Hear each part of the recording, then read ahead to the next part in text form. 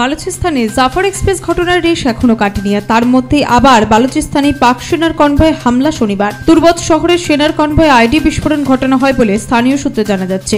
কনভয়ে থাকা বেশ কয়েকজন সেনা আহত হয়েছেন জোরালো বিস্ফোরণে। তাদের উদ্ধার করে হাসপাতালে ভর্তি করানো হয়েছে।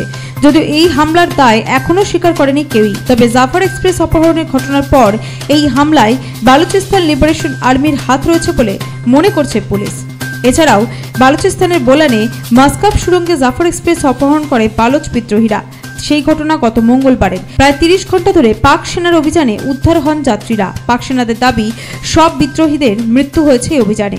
বিদ্রোহীদের পাল্টা দাবি 30 জন সেনার মৃত্যু হয়েছে সংঘর্ষে। এই ঘটনার পর বালুচ বিদ্রোহীদের তরফে হুঁশিয়ারি দেওয়া হয়, পাক সেনা যদি তাদের উপর হামলার চেষ্টা করে তাহলে তাদের পরবর্তী নিশানা হবে Islamabad.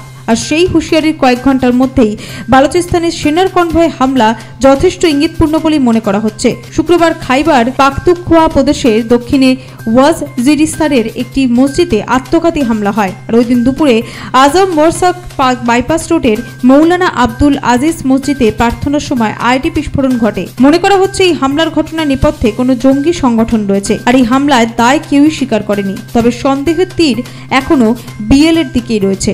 Bureau report, Nobel Bangla.